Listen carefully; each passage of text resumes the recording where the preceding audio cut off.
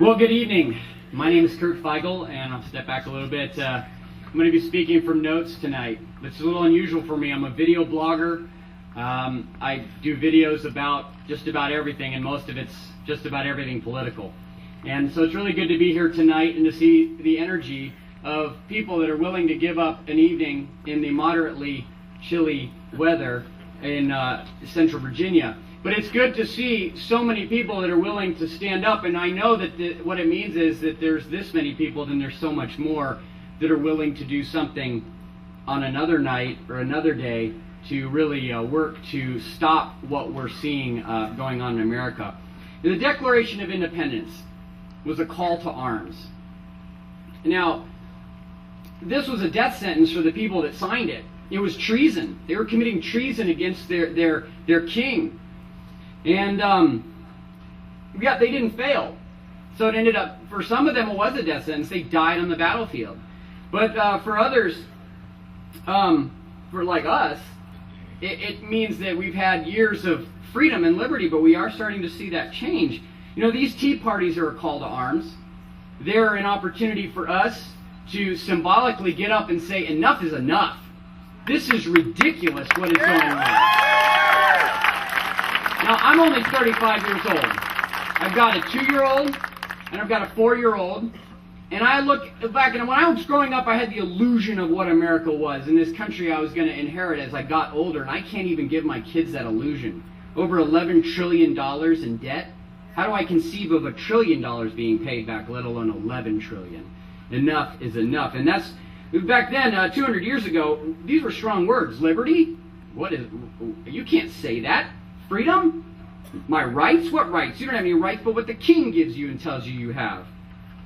That's Obama. Yeah. You know, these words are alive today as much as they were 200 years ago, and I think they're just as strong today as they were 200 years ago. Our nation and our Constitution is under threat. It's under threat from tyrants just a short distance from here. And these fools would gladly burn the Constitution in order to get everything that they've ever wanted and do anything that they've ever wanted. Now let's look back. Looking back, history is unfortunate that it so often repeats itself. Any area of history, any topic you can think of, it has been done before. Let's listen to the words of Patrick Henry. It is natural for man to indulge in the illusions of hope. Where have we heard that before? We are apt to shut our eyes against a painful truth and listen to the song of that siren till she transforms us into beasts. Is this the part of wise men engaged in the great and arduous struggle for liberty? History is indeed repeating itself. The Declaration of Independence, if you read it, you can see a lot of parallels to what the founders had thought were grave issues that were concerning them. You know, Washington, I was up there this past Saturday. How many, let me see a show of hands. How many people were up there? Wasn't that fantastic?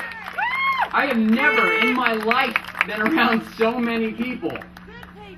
Good, so many good people. Now, I don't care what anybody says, there were easily more than 1 million of us up there. And our representatives pretended, and they still pretend today, as if nothing had happened. As if we weren't there. I'm not listening, la la la la la la la, and just... It's stupid! No, you can't. And you know what this is really what that is? That's the mark of tyranny. For them to not understand that it is we the people that rule this country, not them. You know, but we've spoken and they scoff at us, but the reality is that some of this is our fault. We have not taken ownership of this republic, this gift that God has given us of this country. We haven't taken ownership of it, and it's time that we step up and we start getting involved, and this is the first step.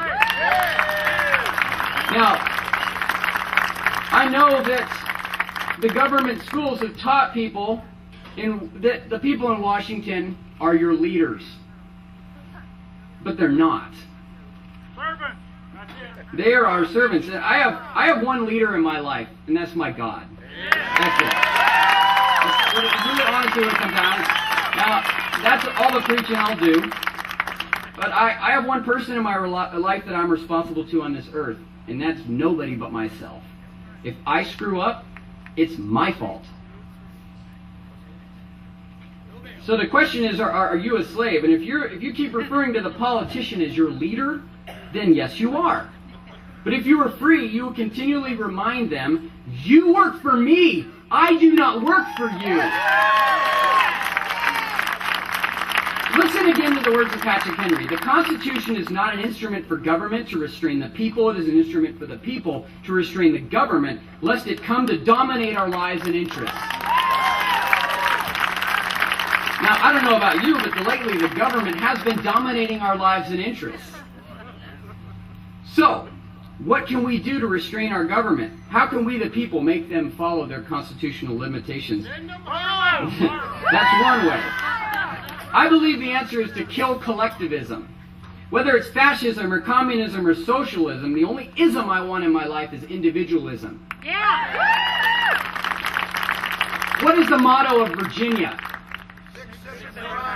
That's right. Literally translated, thus always to tyrants. I find that a civilized way of saying death to tyrants, because that's really what they were saying. I mean, look at the picture. It does not matter if 51% of the people wanted nationalized health care. They don't. But let's just pretend that they did. It doesn't matter. We do not live in a democracy. We live in a constitutional republic. No constitutional power or authority has been given to them to pass this legislation, although they may do it anyway. Some of us had gone to see our representative, Tom Perriello, at some of the town halls. And we asked him about what the Constitution says about this issue. And you know what his response was in Bedford? Never read it. Never read it. The Supreme Court gets to decide what's constitutional. That's it. That's what he thinks. I've heard even in Appomattox that his response was, the Constitution's a living document. He sure did. He sure did. No, it isn't. It is neither of those things.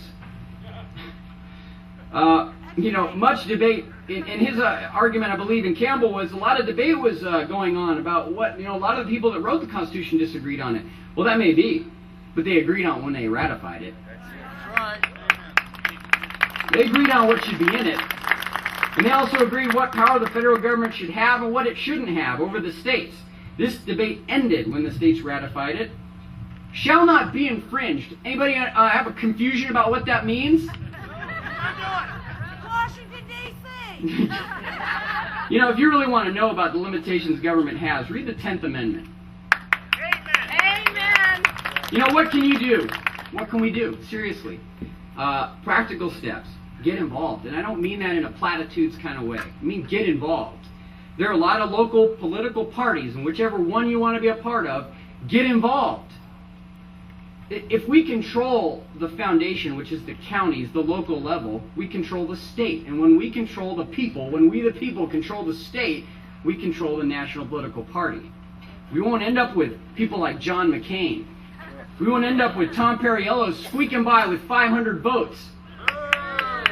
How many people are here right now? We could have stopped it with just this people right here. Step up, America. It's time to serve. Maybe you should run for office. Because I guarantee you do a whole lot better than Tom Perriello. I'm going to end with this quote from Dwight Eisenhower. Politics ought to be a part-time profession of every citizen who would protect the rights and privileges of free people. Amen.